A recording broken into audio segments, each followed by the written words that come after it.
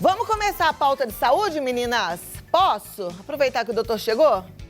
Vamos bagunçar o roteiro um pouquinho? Vamos sim. Vamos, ontem foi dia do médico. Vou deixar o médico esperando nada. Ainda mais porque esse é o meu médico, meu amigo. Pensa bem.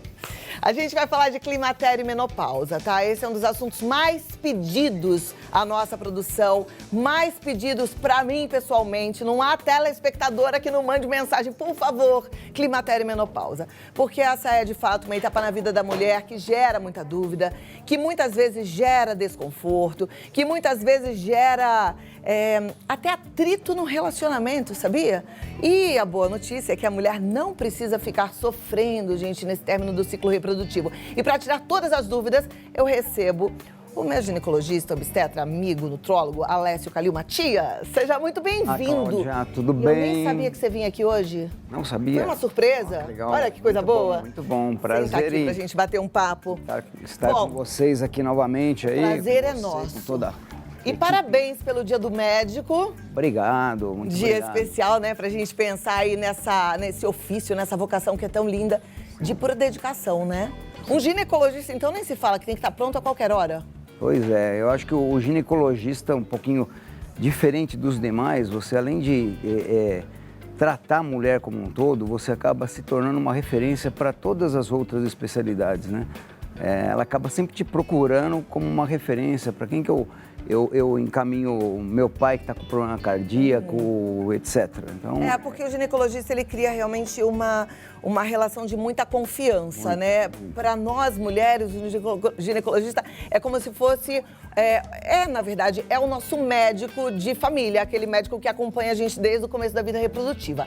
Agora, quando a gente chega nessa fase, climatério e menopausa, às vezes vem junto muita complicação e eu penso que até talvez uma certa rejeição de nós mulheres em relação a essa fase. Sim. Eu falo aqui no programa, desde quando eu entrei no climatério, da importância da gente acolher essa fase, né? Porque eu acho que esse é o primeiro ponto. Tô certa? Tá certíssima.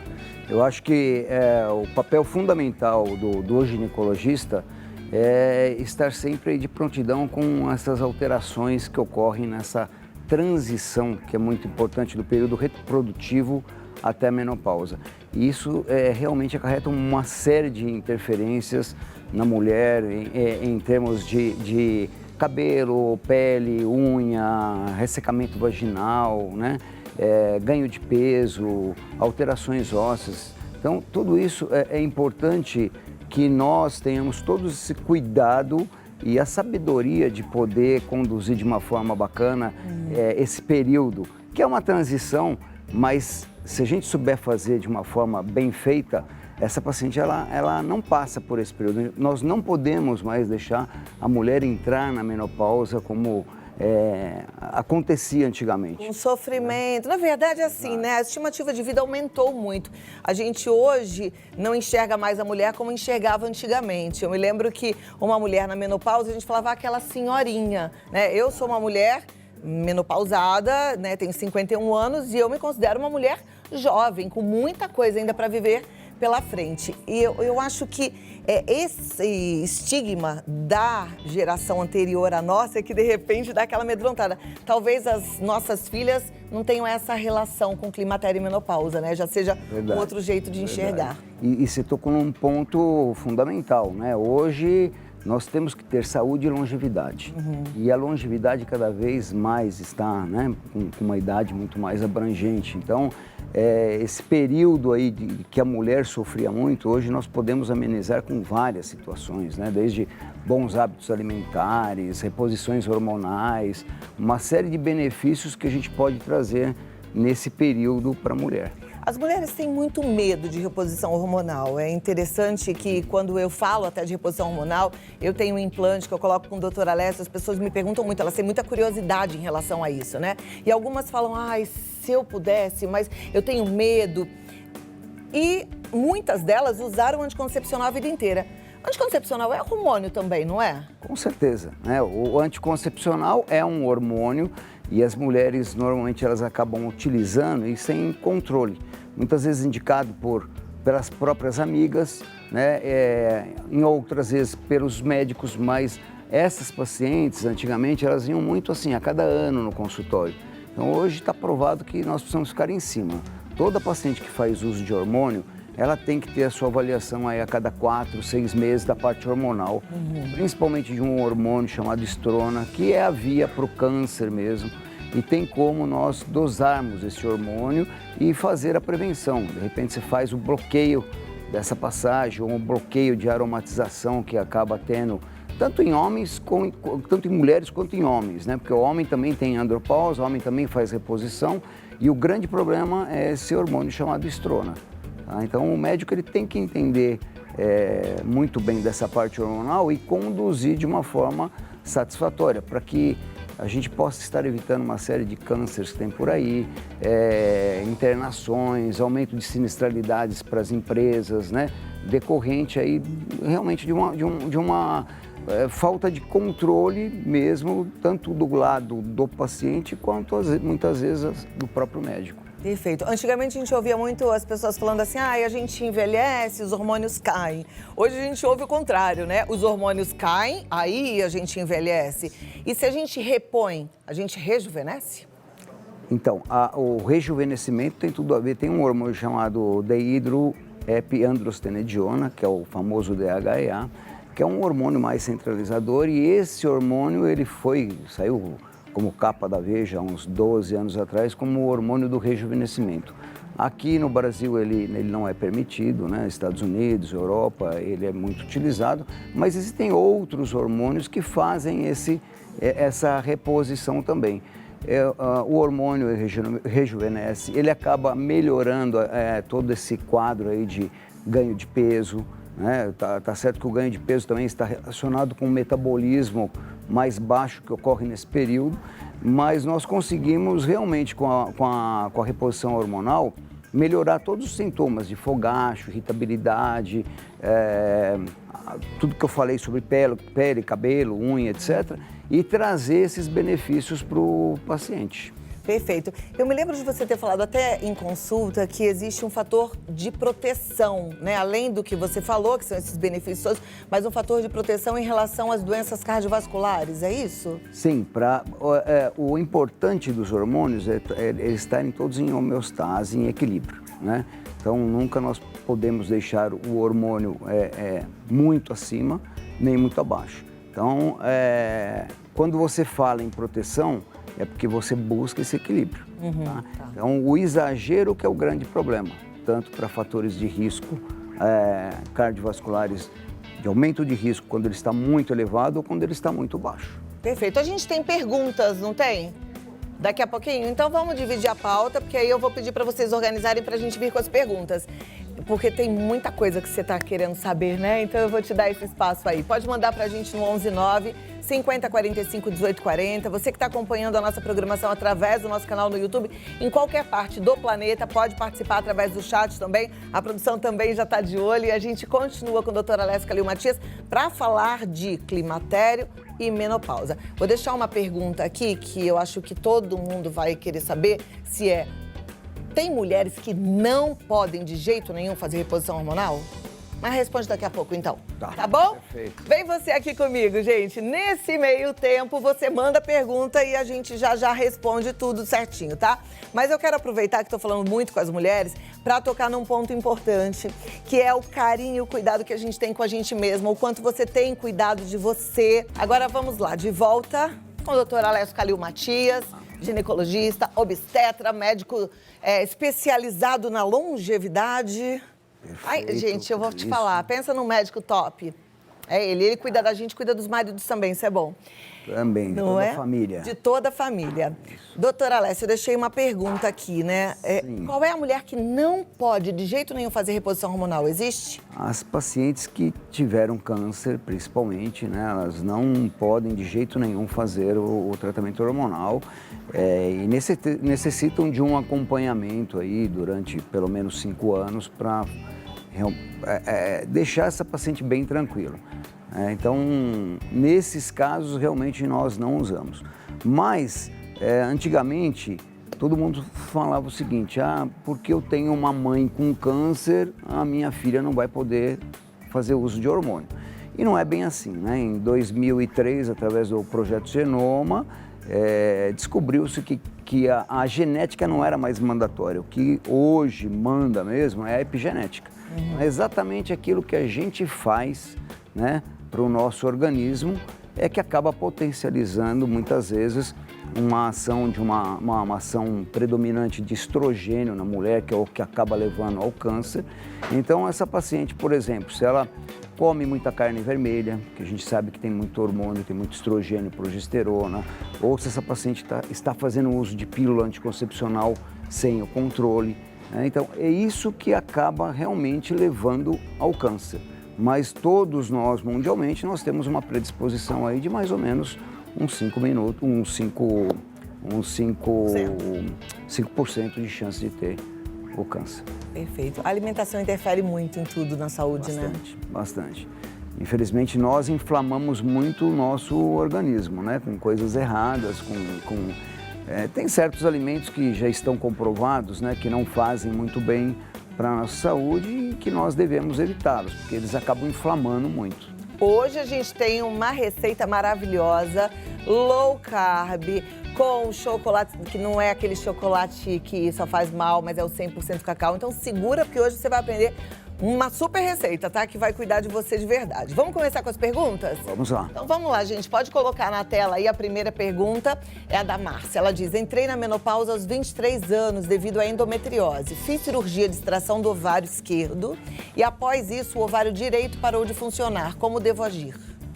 Então aí precisa ver se realmente essa endometriose foi eliminada de vez. Tá? Se ela realmente foi eliminada de vez, como eu falei, dosar os hormônios e ela pode sim fazer a reposição hormonal de acordo com os hormônios. Ela não pode estar com eles muito baixos nem muito elevados.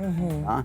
Uma vez que ela tirou um ovário e o outro praticamente parou de funcionar, esse parou de funcionar, precisa ver se não foi mexido em parte desse ovário. Muitas vezes uma cirurgia de videolaparoscopia, às vezes você queima muito o tecido ovariano, principalmente a cortical do ovário, e isso acaba tirando realmente a função hormonal dela. Aí no caso, essa paciente não pode nem engravidar? Normalmente ela não produz óvulos se foi danificado o outro ovário que sobrou, não. Ela pode até engravidar, mas com óvulo de doadora, não com óvulos próprios. Então agora ela tem que Agora ela pode repor hormônio, com certeza. Repor hormônio para fazer essa dosagem. Próxima pergunta, então. Depois dos 65 anos, ainda tenho que fazer mamografia e exame ginecológico? Sim. Se tem útero, exame ginecológico deve ser feito. Ginecológico, tem que corrigir aí na tela, gente. Ginecológico, ele deve ser feito, sim. O Papa Nicolau, a citologia, né, oncótica que a gente chama em meio líquido, e fazer as pesquisas também de bactérias, etc., que são super importantes. A mamografia, sim, mas cada vez mais a gente tem feito menos mamografia. As mamografias, assim, dos 40 aos 50 é bom fazer um rastreamento anual, tá? Hoje em dia se faz uma com 35 anos de idade para ter uma noção de como está o tecido mamário, para fazer um estudo comparativo após os 40. Então, dos 40 aos 50 anual, e após os 50 a gente vai dosando com ultrassonografia, com os marcadores tumorais que a gente pode estar avaliando nos exames de sangue, de análises clínicas, a própria estrona, como eu te falei, estrogênio, tudo isso é parâmetro para a gente detectar quantas mamografias a gente deve pedir em quanto tempo. Porque a mamografia ela pode causar algum mal, é um exame muito caro, é inacessível, qual é o motivo? Então, a mamografia é um exame de incidência de raio-x, né? Então, para você penetrar no tecido gorduroso da mama, você precisa de muita infiltração ali, diferente de um osso, quando você vai fazer a radiografia para verificar um osso, que é uma baixa dosagem de penetração. Então, não se deve fazer muita mamografia, não. Nós fazemos, mas de acordo aí com a FEBRASO, Federação Brasileira de Ginecologia e Obstetrícia, ela deve ser feita anualmente.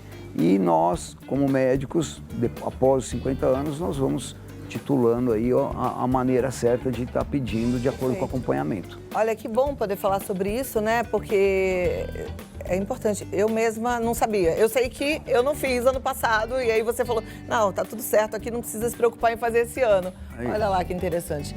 Próxima pergunta na tela. Sinto muitos calorões e minha médica receitou anticoncepcional. Está correto isso? Depende da idade dela, né? Pode estar correto ou não. Eu não gosto muito do anticoncepcional particularmente, né? Eu prefiro outros métodos, mas o anticoncepcional, em algumas situações, ele contém a progesterona e o estrogênio e ele pode ser recomendado para as pacientes que têm calores.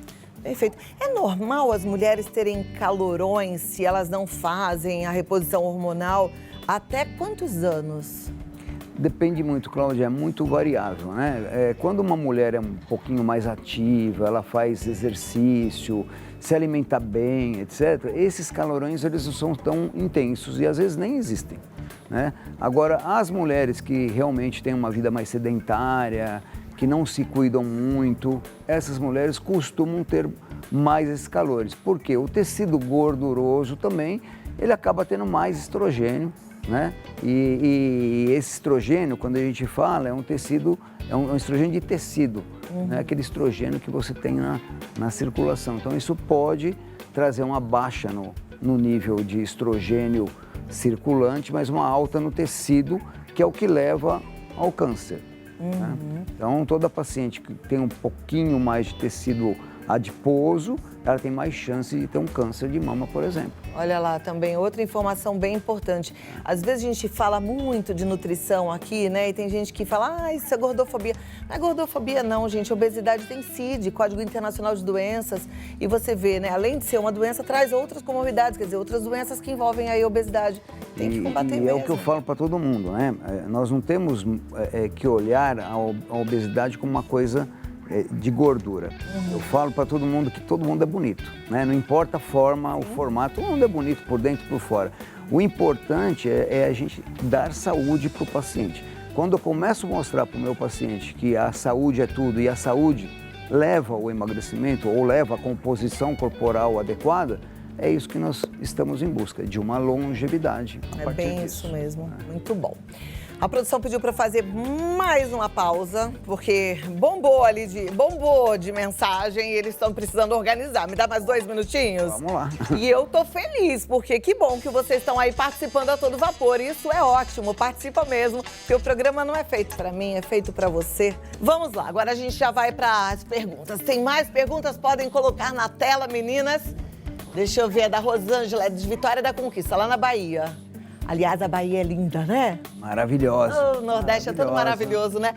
Olha, esse é o médico que curte também a vida. E ser feliz é importante para a saúde, não é? Muito, muito. Estarei lá agora na Bahia no final do mês. Ah lá, e eu vou também. A Rosângela quer saber o seguinte, reposição hormonal bioidêntica é segura? Existe isso? Então, esse nome bioidêntico, ele não está mais sendo considerado, né? Hoje o hormônio é considerado isomolecular. É mais ou menos a mesma forma, mas o que é isso? É um hormônio que é mais ou menos semelhante ao que a gente produz, né? Hoje são os hormônios mais utilizados, inclusive até por via transdérmica, e eles são excelentes e têm muito mais segurança com relação ao câncer. Tá joia. Então, mudou de nome, eu posso falar isso? Ou mudou a forma de ser feito? Praticamente de nome. Mudou de nome. Hoje nós temos que falar isomolecular. É o isomolecular e é o mais seguro que a gente tem hoje. Próxima pergunta, então, vamos lá. Quem tem hipotireoidismo pode usar algo natural para os fogachos? Hipotireoidismo tem algo a ver com fogacho? Eu acho que ela quis dizer que ela deve fazer uso da medicação para hipotireoidismo e se ela pode, talvez, fazer uso a tireoide, ela tem até uma relação com os hormônios do ovário, entendeu? Então, quem tem hipotireoidismo tem que fazer a reposição dos hormônios da tireoide e também fazer a reposição dos hormônios, né, da parte ginecológica e parte feminina, que são o estrogênio, algumas vezes a progesterona, a testosterona. Isso vai de caso para caso, nós temos que individualizar. Cada uma necessita de um hormônio, de uma quantidade específica. Interessante você falar disso, né? Porque assim, quem tem, por exemplo, o hipotireoidismo tem que fazer uma reposição de um hormônio e faz sem peso. E quem tem um super desconforto no climatério tem que fazer uma reposição dos hormônios que estão ligados ao climatério e menopausa. Mas aí faz com peso, faz com medo. Exato, é a mesma coisa, exato. Não é? É a mesma coisa. E se você for analisar aquilo que você falou lá atrás, e o anticoncepcional? Entendeu? O pessoal usa anticoncepcional a vida inteira e chega na hora de fazer uma reposição hormonal na menopausa, não vou usar porque é hormônio. Esqueceu que usou muito hormônio lá atrás, né? Próxima pergunta, então. Vamos lá, gente. Tenho 42 anos e minha menstruação vem bem pouquinho. É normal ou já é a menopausa? Então, normalmente, assim, o ciclo menstrual ele vai se alterando, né? Então, quando você a menopausa, a fase mais ou menos assim da maioria das mulheres, ela fica em torno de 45 a 50 anos para chegar na menopausa. Com 42, aquela fase começa a ter um declínio hormonal, já começa muitas mulheres a não produzirem mais óvulos, entendeu? Então, essa pergunta que ela fez com relação ao se é normal ou se é menopausa, é isso? É normal. Na realidade, é uma coisa normal, essa diminuição de fluxo, às vezes de irregularidade, de ficar 45 dias, 2 meses. Sim, já é o climatério, já é o caminho para a menopausa. Exatamente, aquela transição do período reprodutivo para a menopausa. É que a gente às vezes ainda não está habituado com a palavrinha climatério, né? Mas climatério é o que vai anteceder a menopausa. E é interessante que essa telespectadora tem 42 anos. Eu me lembro que quando eu entrei no climatério, eu tinha um certo constrangimento de falar assim, eu tô no climatério, eu tô entrando na menopausa. Parece que a gente tá velha, mas só que não, gente. Consegue entender que não? Que 42 anos ainda é uma menina? Nada, né? é um preconceito que nós todos temos, né? E que é uma coisa que a gente tem que acabar com isso. A gente tem que acabar com. É tão legal envelhecer, né, Cláudio? Eu acho, Cláudia, a gente fica mais sereno, mais sábio. E aproveitar todas as fases da vida e com qualidade, com mais sabedoria, com mais experiência de vida. Perfeito. Tem gente que não gosta de contar a idade. Eu já acho o contrário. Eu acho que a gente tem mais que falar a idade para propagar assim. No meu caso, tenho 51 anos e ainda sou uma menina, ainda tô ótima. Pelo menos eu me sinto assim, isso que importa. É isso. Vamos lá, próxima pergunta na tela. Tenho 61 anos de idade, tenho um calor horroroso. O que será? A menstruação foi embora aos 48 anos. Com certeza, o fator principal é o hormônio, né? Aí vale a investigação, né? Procurar um médico dela para fazer uma investigação desses níveis hormonais e cada um é um. Tem gente, por exemplo, que vai falar assim, mas eu não quero mais usar hormônio nessa fase. Tem como melhorar esses calores? Tem. Tem vários fitoterápicos, tem como eu te falei, fazer uma atividade física para liberar mais endorfina, serotonina, dopamina, hormônio mesmo, né? Fitoterápico, uma vez você falou aqui no programa da tintura de amora. Tem a tintura de amora. É eficiente. Ela ajuda muito porque ela acaba estimulando mais essa parte do estrogênio, né? A soja. Né? Os polifenóis, né? O próprio cacau, né? Que dá mais sensação também de conforto, tem fitostenóis. Cacau é legal, né? Dá uma sensação de bem-estar, a gente fica feliz. Tem vários antioxidantes que acabam ajudando muito. Legal. Próxima pergunta. Quem tem adenomiose, é assim? É assim. Pode fazer reposição hormonal? Então, a adenomiose, o que é? É a endometriose do órgão, do útero, né, em si. Ela não pode fazer reposição hormonal com estrogênio, porque se a adenomiose, o nódulo de mama, o mioma, eles são uma expressão aumentada do estrogênio, ela não pode de forma alguma utilizar o estrogênio. Ela pode sim usar, nesse caso, por exemplo, a gestrinona, tá? O tal taxado como chip da beleza, erroneamente, ele sim é um hormônio para endometriose e para adenomiose.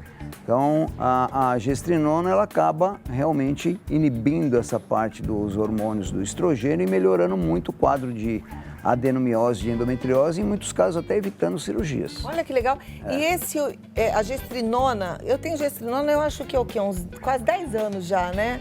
Você dá uma pode ser mesclada. usado por meninas mais jovens, porque tem uma turma jovem que sofre muito com endometriose. Pode? Pode ser usado. Para tratamento de endometriose, sim. Não como chip da beleza.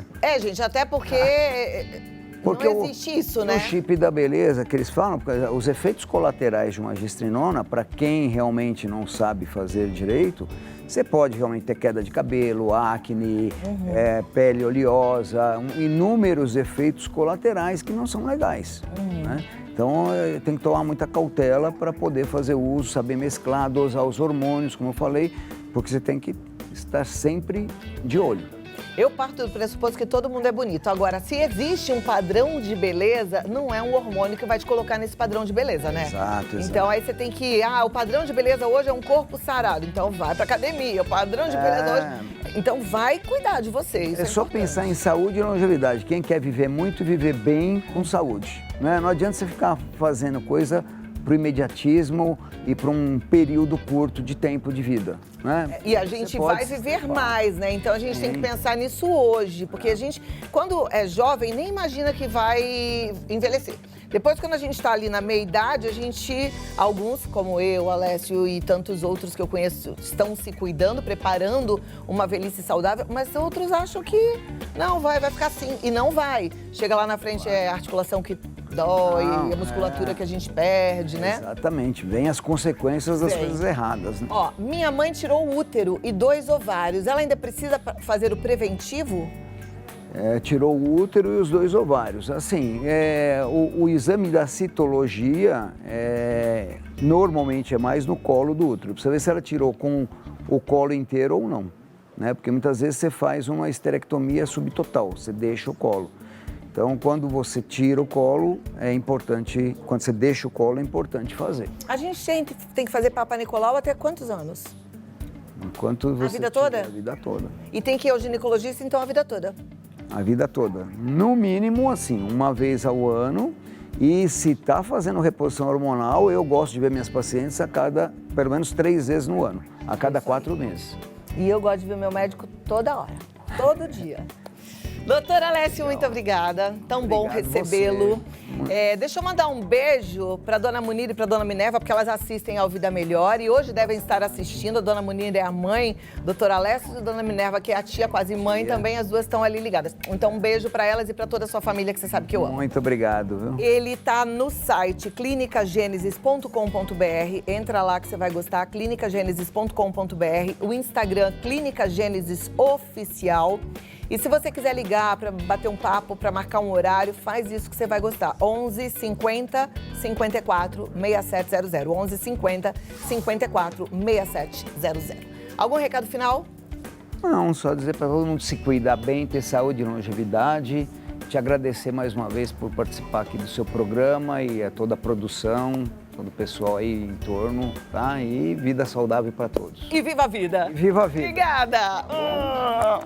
A gente não pode dar um abraço aqui, porque a gente tem que dar bom exemplo, né? É isso, exatamente. Mas, gente, a verdade é que o Sinta-se médico beijada e examina o abraçada. paciente, né? Mas você também, Deus te abençoe. Vem cá você comigo, depois desse papão aí da gente entender a importância da gente se cuidar, você ainda tem dúvidas que você precisa dar um passo em direção ao amor próprio, à autoestima elevada, à responsabilidade com você mesma e com seu corpo? Eu não tenho dúvida.